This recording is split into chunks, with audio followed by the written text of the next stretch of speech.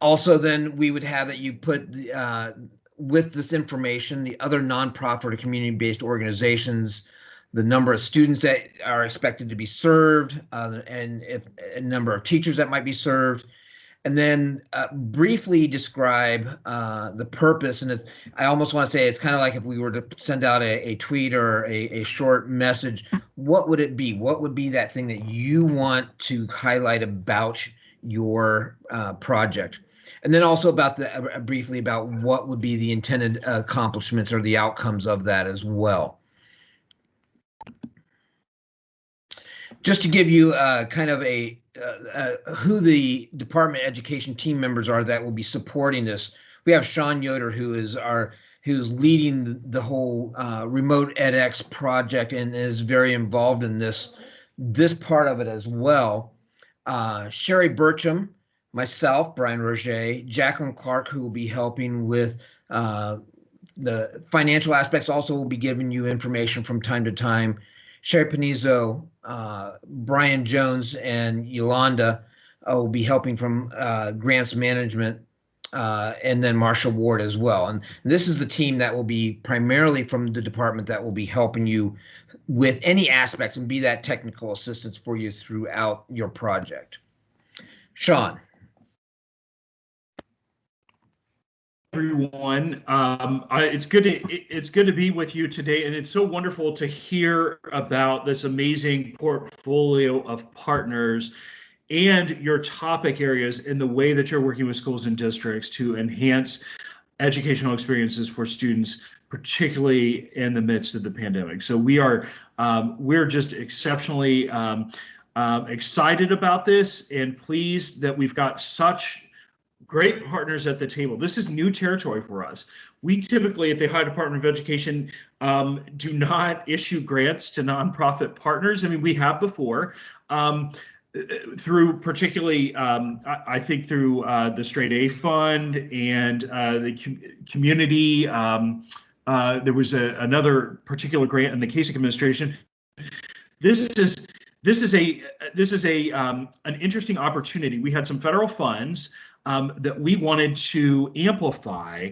We wanted to bring partners along to amplify the work of schools and districts through co-design. Co-design is a really important word for us. We believe that education opportunities are transformed when nonprofit partners are at the table working with school and district leaders to help them reimagine and rethink the work they're doing. And that's why that's why we're so excited that you're here with us today.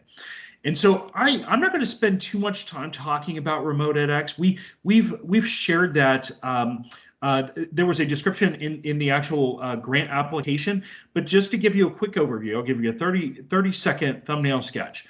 When the pandemic hit in February of last year, the schools closed in and around March 12th, I think was when the governor made the announcement. You know, as you all know, schools and districts quickly kind of scrambled to begin implementing remote education efforts. And we were seeing across the state varying levels of varying degrees of effectiveness based on where a school or a district was in based on their technology. If they were a one-to-one program, they could often flip a switch and do it. If their educators were already designing their curriculum and their lessons on a digital platform, they could flip the switch and do it.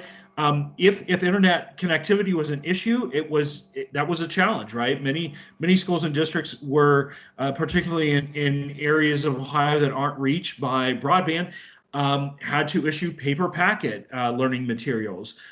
We also saw that in some of our urban centers, particularly where families may not be connected, right? And so we knew that there was this without kind of this quick need to pull partners together to provide supports to schools and districts to help navigate these uncharted waters. And so RemotEDx was essentially formulated to bring partners to the table, any partner that had a hand at the state level in helping schools and districts with remote education opportunities, bring them to the table. Let's get ourselves organized and let's all row in the same direction for the benefit of schools and districts. And so I always like to show this map. This shows you what the education delivery models are looking like across the state. This is our latest map that was produced last week. We do these on a weekly basis.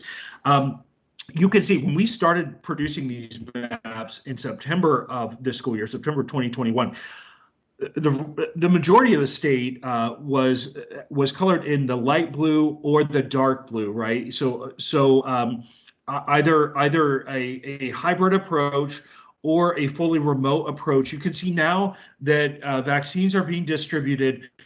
Schools and districts are moving into the 5-day in-person model. That said, the lesson learned from all of this, and this is a big part of RemotEDx's focus, the lesson learned from this is many school leaders are saying, particularly in our elementary grades, right? Students benefit from in-classroom learning, right? There's a social piece of it. There's a face-to-face piece of it. The human interaction is essential. That said, particularly middle school and especially in high school, a number of students are thriving in a remote education setting. Remote education, when done well, is an enabler of good personalized learning. It's an enabler of competency-based, mastery-based approaches to learning, project-based, work-based learning experiences, right? You can use technology to enhance flexibilities. And so RemotEDx wants to take the good things that we're seeing in remote education and use that to transform how other education experiences and to transform what we're doing at the Ohio Department of Education. There's an innovative thread that we want to weave throughout our work, and so we're very focused on that. So if you flip to the next slide, so I tell you that because RemotEDx is not time-stamped, right? It is ultimately beginning to focus on the future, right? Supporting the future of education opportunities. We've been talking about a lot of these things for almost 2 decades in the state of Ohio. The pandemic gives us an opportunity to catalyze, right? And to advance some of the innovations that we've seen and to make them more formalized in the work we do. And that's why I think this portfolio of partners, you all had obviously innovative, impactful proposals that our reviewers found worthwhile, right? We originally had dedicated for the pot of funding $1.35 million. Based on the level of quality of the applications we saw come in, we were able to take additional federal funds and actually inject up to $2 million into the pot. So we were able to grant more awards, which is an exciting opportunity for us. And we want to maximize the creativity of the partners on this call. So, and by the way, the total funding that we started with RemotEDx, it's just $15 million. That has actually changed. We will, as additional federal funds come down the pike, we'll be able to dedicate more funding. Brian, if you go to the next slide, this slide just tells you what RemotEDx is focused on. In the short term, it was about bringing partners together at the state level to help schools and districts enhance what they were doing on the remote education front. In the long term, it's really reimagining how we're doing and delivering education, right? And leveraging the thought partnership and the creative power, harnessing that power of the partners, and also some of our forward-thinking school leaders so that we can begin to transform more long-term. Brian, if you go to the next slide. This is our graphic that we just actually introduced this late last week, that just shows you the component parts of RemotEDx and what it is, right? So ultimately, and if you're familiar with Each Charter of Future, our 5-year strategic plan for education, that strategic plan drives everything we do in the Ohio Department of Education. It is our North Star, right? There is not a single initiative or program that we approach that is misaligned with that. We are trying to be very intentional in the work we do to increase the impact and the effectiveness we have on students across the state. And so you see in the center of this graphic the whole child, right? This, if you open up Each Charter of Future, I always have a copy with me as I do my work. If you open this up, you will see whole child is at the center of our infographic that we use to describe the component parts of each child or future. You can see that it's embedded in what we're doing here. We've got three kind of core things happening with RemotEDx. We've got the support squad, which provides districts, schools and districts, professional learning and student support activities based on needs emerging from the pandemic, but this will live beyond the pandemic. ESC partners are driving that work. We've got the exchange. The way to think about the exchange is it's really the platform that features high quality instructional materials, high quality professional learning opportunities, high quality use case scenarios that educators can access, working with the support squad to embed in their day-to-day. In the connectivity champions, their name is what it says, right? They're focused on helping schools and districts break down barriers that get in the way of access to the internet and technology. They're forging a very strong partnership with Broadband Ohio, which is Governor DeWine and Lieutenant Governor Husted's marquee initiative to expand broadband and internet connectivity across the state. They're integrating their work. The connectivity champions are becoming the almost like the educational arm of what Broadband Ohio is doing. So we're very excited about that. You all, if you go to the outer circle, the networked learning community. So everything happening in the three inner circles with the connectivity champions, the support squad, and the exchange, in addition to any entity that receives as part of RemotEDx, we are ultimately wanting to bring all of those partners together through a networked learning community so that we can share best practices. You all can network with one another in a natural way. We all know that networks, particularly when it comes to implementing education policy and practice, they help us do our work better. And so we want to integrate all partners through that network. And then all of this is being overseen and informed by a coordinating council. And you can see the members in this box that represent the coordinating council. And then Fly 3 Ohio has been a big partner of us. They have worked with us to launch the Ohio Collaborative for Educating Remotely. Again, coherence and impact are two big words, and I would say transformation. So really are three big words.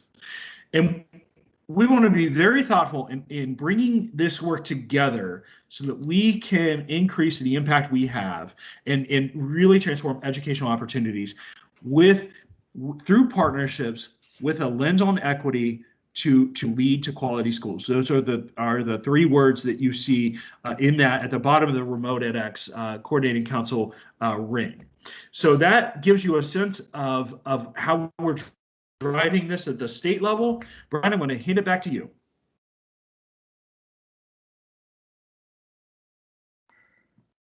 Remember to unmute myself. Thank you, Sean. As we continue, as Sean mentioned, this part of that whole idea and that plan is focused around nonprofit and community-based partners that are focusing on student learning and that remote education. And how do we advance that? How do we enhance or expand or scale the idea and working with? So taking those many of those projects that have been going on, and how do we build those? And so that was, as you all know and responded to, was the charge of this group. Most of you, or not most of you, all of you fit into one of these eligible applicants, and that's what made you available. We have nonprofit organizations that are focusing on student success. There's community-based organizations that are a part of this group that are moving forward with your projects. We have children's services. We have nonprofit organizations. We have higher ed institutions. We have business-related nonprofit organizations.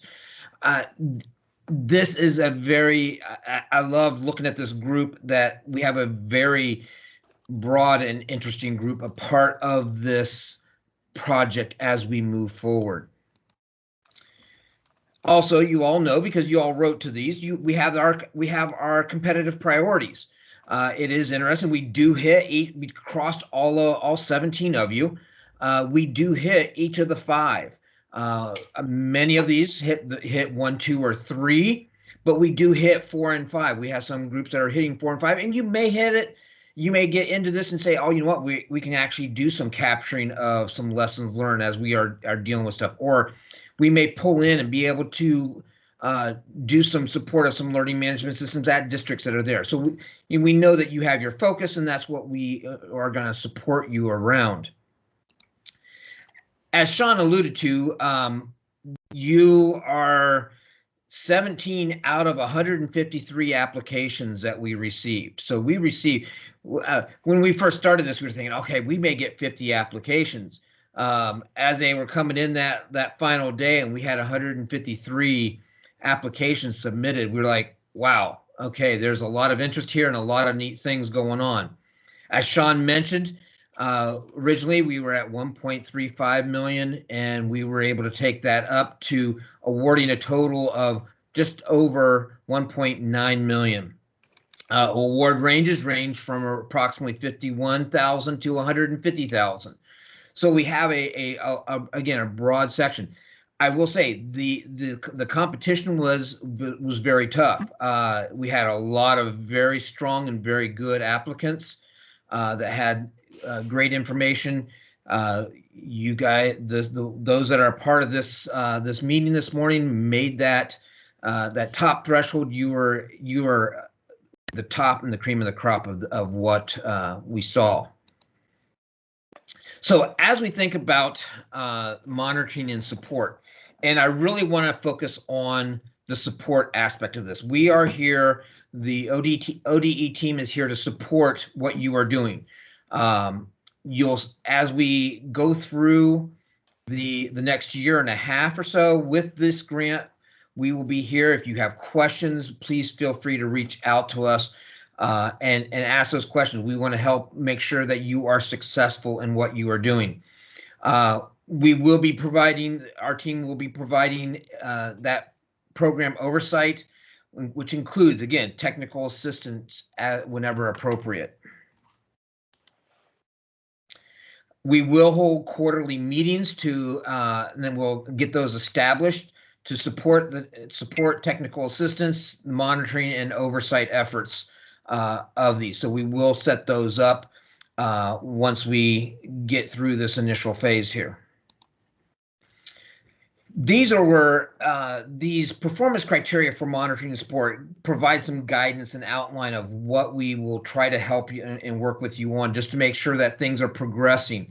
These are in the RFA, in the initial RFA, but I wanted to make sure and just kind of highlight these as we look at these, just to make sure that, you know, as you progress to working with the schools and other consortium of schools are working through the ESCs, that we will work with you to help make sure, you know, what can we do to help with the progress of that, just to make sure that the capacity, that everybody stays involved and that your partnership stays strong. We want anything that we can do to encourage that and to help with that, we will do, just to make sure that your activities, as you run into, you know, as you go through and run through the activities that you've identified, if there are things that you need to adjust, how can we help think through that? We can be your thought partners on things as well, but you are the expert. You are the ones that are on the ground. There will be, one of the things, part of this is that making sure that you've obligated all of your funds by June 30th of 2022, and then fully have on track for fully expending those by the end of in the reporting period of September 30th of 2022 as well. The reporting, there will be 2 main reports that that will be asking that you submit. One will be September 1st of 2021. The second will be September 1st of 2022. These are not around the financial aspect of these. These are not what we call our final expenditure reports or any kind of financial thing. These are about the grant. These are about, are you meeting and kind of addressing those things that were mentioned in the previous slide. So they will be addressing, your competitive, how are you meeting that competitive priority, the conditions for the partnership. So these are the different aspects that when you report, and we will work with you, and we will be creating some type of a template that will allow you to submit these. And we're not trying to make this a burdensome report. We just want to make sure that as we look at this, and as we may have to report to the US DOE around any of this, that we have the information that says, yes, they're doing great stuff. Yeah, I heard part of it when I was in my office, because Forza Harris's room is right next door, but I have no idea what they're talking about. If somebody can please mute their yeah. Especially for those rooms. Thank you. So we will, as we go through these, and you can see the different areas of the things that will be a part of that reporting. We will work with you on this, and we want to, again, not make it burdensome, but we will want to be collecting some information to show the great things that you are doing around this. Now comes kind of the, I guess I'd say, the fun part of grant management, of managing the funds that that will be flowing your way, and how to do the different things. As you are working with the department, there are some different things. There's the Ohio ID system security. This will allow you to get into the different aspects of the grant management. You want to make sure that you have set up that ID, and we will share more about that. The OEDs, making sure that your organization is within the OED system so that all those different roles can be identified through that, and into the CCIP, which is the main aspect that the department uses for managing the grants, and the reimbursement aspect of the grants is all through the CCIP. When you go to get in, if you do not already have an OHID, you will need to create that account. Anybody can create that, get in there and get that account set up. That is going to be working on this and doing the grants management aspect of this. If you already have one, that you have that account, you're good to go, and you should be able to log in at this screen. If you think you have an account but you lost it or forgot the ID, you can click on there that you have forgotten the ID and get login help. If you do not, you will want to create this account, and please keep in mind that the account is specific to you and should not be shared with anyone. It is not an organization based. It is per person, so you want to have that main grants management person be a part of that. And if you need multiple people, multiple people will need to set up their accounts. So when you get into that, you can then change passwords. This is once you get into the landing page, you will see that you can get into the site application. So to try to, when you want to go in to get into other aspects of this, this will go into the site applications. When you get into site applications, this is where you will access then the CCIP. If you have multiple applications, you may need to scroll over. They are in alphabetical order. Fortunately, then that puts CCIP. Yeah, it's usually one of the first ones on your list, but you may need to scroll over if need be. You can also star that one so that it shows up in a more prominent position. You can also search by the application site name if need be. And you can filter, and also filter by state agencies. Additionally, when you get into the CCIP, make sure that you see your name in there. If not, then you're going to want to make sure that you get into the one that has your name as part of that. We'll mention that this session will time out. If you get into it and then don't do anything, you don't do any saving or updating of stuff, it will time out. It is a 30-minute time session, so you will want to make sure that you pay attention to that. If it times out and you're in the middle of something and you haven't saved, it will not automatically save that information. So please be careful on that. This is also the place where you may see announcements and reminders from the department around different key things that need to be done. This also is where the over here is where your menu is, and that is where you will go in to find the different aspects, the planning, and also the funding, different funding aspects of the CCIP. I will mention that there is a number of things that you'll be doing within the CCIP, and there's a lot of helps that I will show here in a little bit, and we'll send to you to make sure that you have. And there's a lot of support materials around this on the grants management website. So there are several different things that you will be submitting. One will be your budget grid into the CCIP, a PDF of the initial application that you submitted, and then the signed assurances. Project cash requests, and this will be one of the main things that you're going to be wanting to use the CCIP for.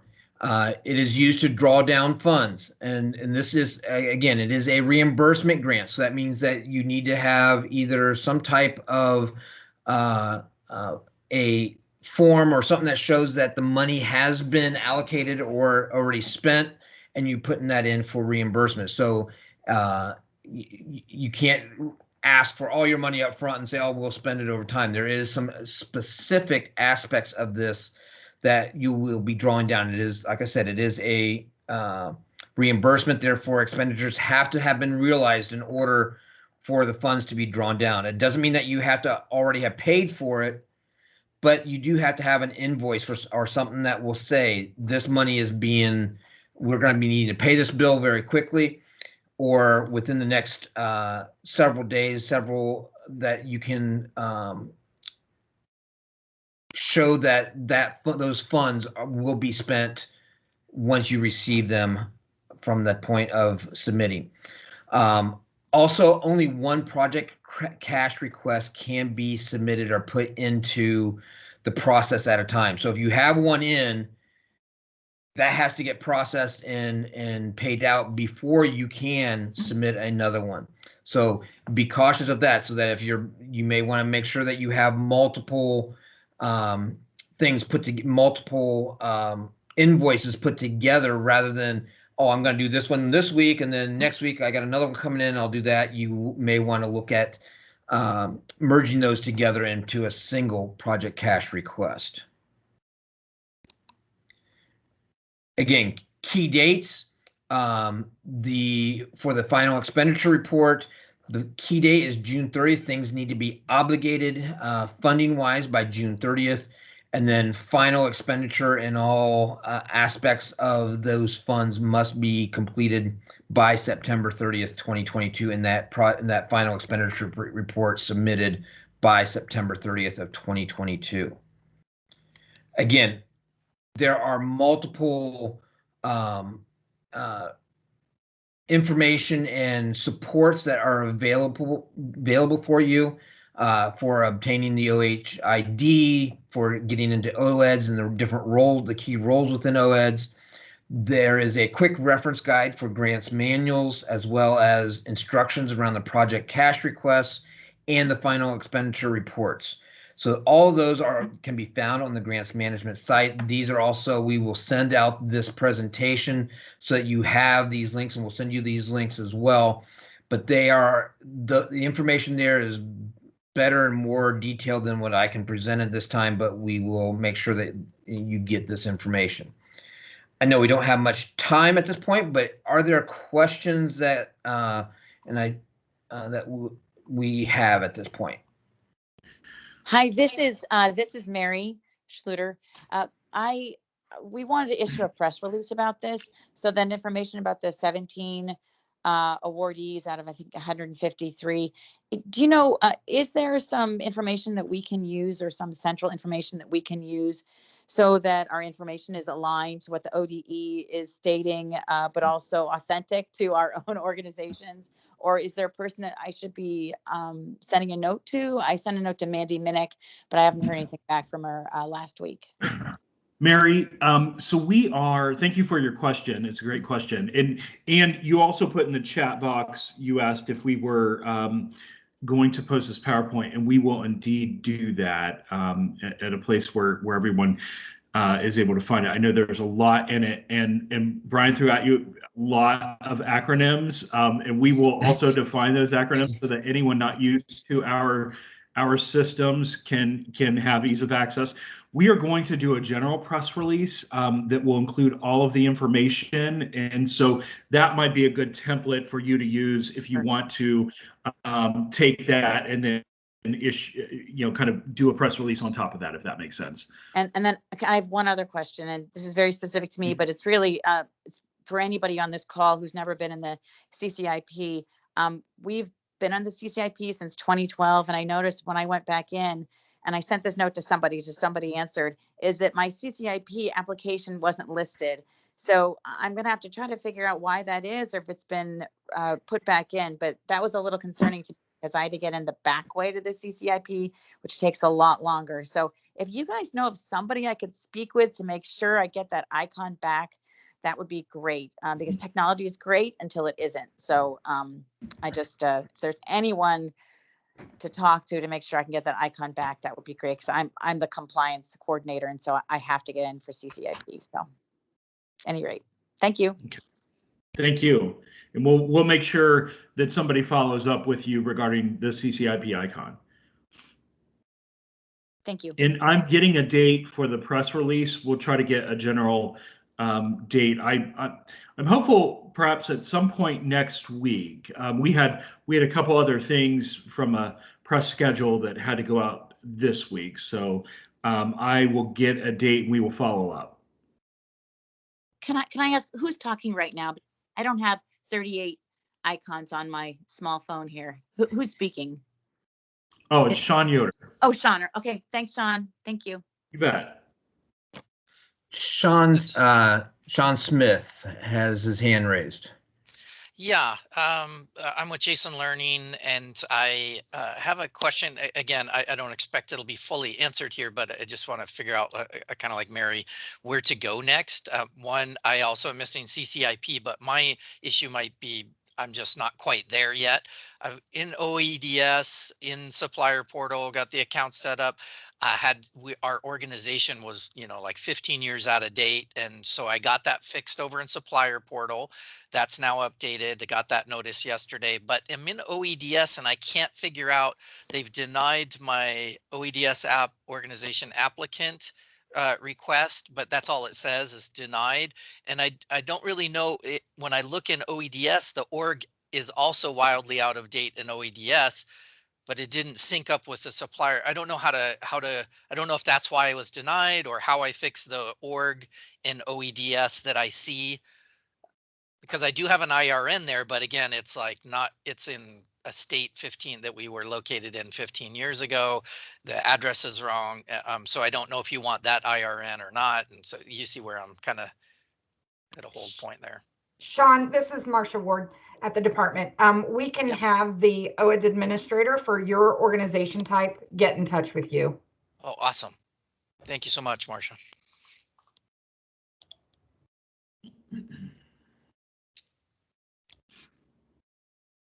And then I think David Stein had a question.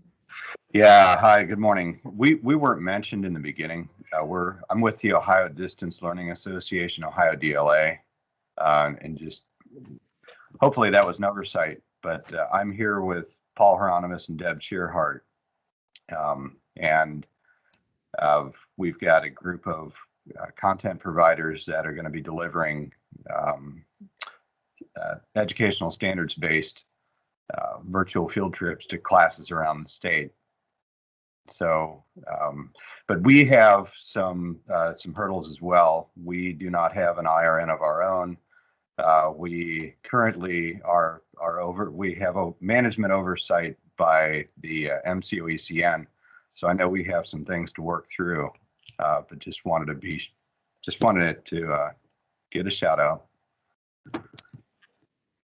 Thank you, David. And yeah, again, if you have if you have not gotten your IRN, I mean, I know there was at one point we had a deadline, I think, of yesterday to get that and get into OES. We did extend that out, so we will continue to work with you. If you have questions, please, email, and we'll try to get you in contact with the right people to help make sure that gets taken care of for you. Thanks a lot. Yeah, we definitely need help, so we'll be reaching out. And David, it was an accidental oversight as to why you weren't called in the beginning. So no worries there. Okay. Thank you, Sean. Thank you. We appreciate it.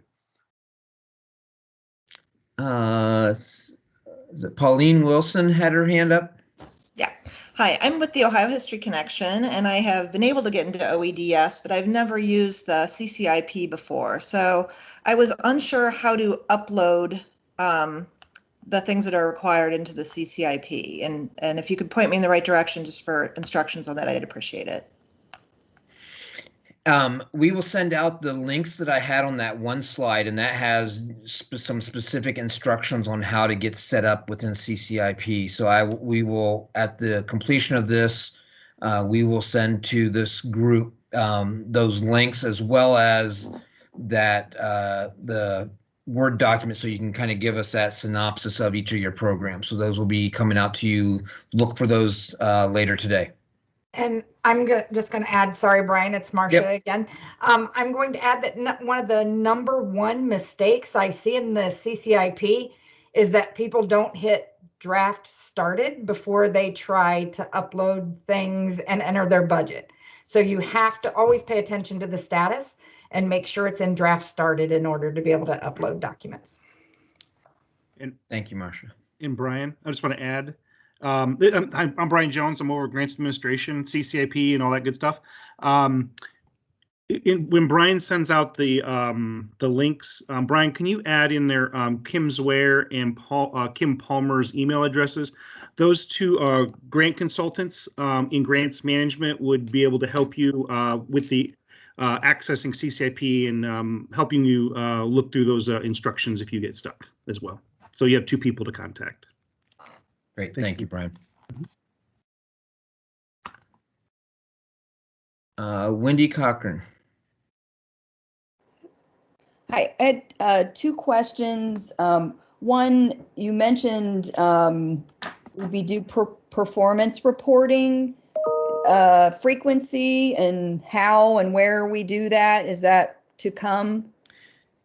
Yeah, the performance, there'll be 2 times that performance reporting will take place. One will be this coming September, and then the following September. So we're just doing one that's kind of an interim, and then a final performance reporting grant on the grant, and that's just, and we will have a form that we will provide for you to do that in. Okay, and then my second question is just when at some point I received an email that you could seek indirect costs. Just wondering when that information will be available if partners want to seek indirect costs.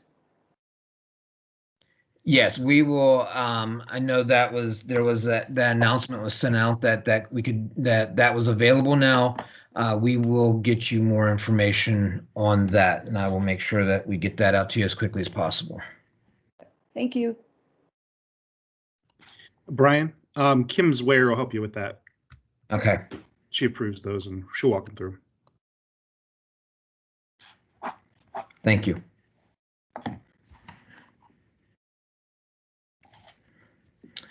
I know we are over time, but I don't want to cut anybody off with questions. Are there other questions out there still?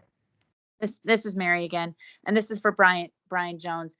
Brian, I want to let you know, so it does seem to be live, the CCIP system with the budgets in. So I will let you know, we put in ours 2 days ago, and the authorized representative and fiscal representative, it all looks good. So I want to let anyone who's trying, it appears that the RemotEDx has been loaded, your budget's been loaded, and all you need to do again is start the draft, put in your grant content, and then submit it. You have to all of your fiscal representatives. I'm sure everybody knows what I'm talking about. But if you don't, Anyway, good. Brian, I just want to confirm that it has been loaded. If not, Thank you.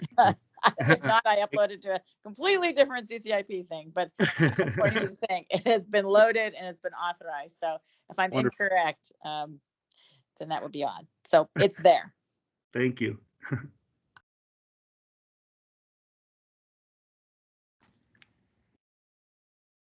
Other questions?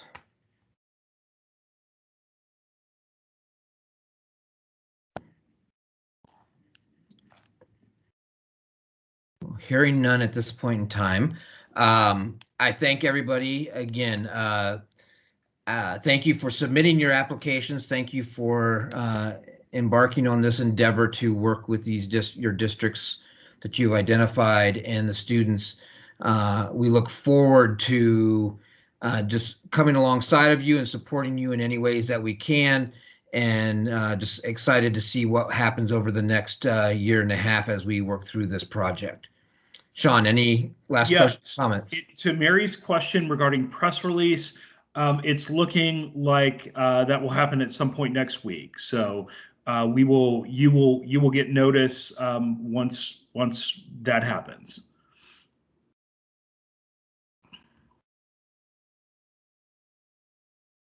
Thank you. Have a wonderful day and look forward to seeing you in the future, and expect an email later this afternoon with that information in it. Thank you. Thank you. all. Thank you.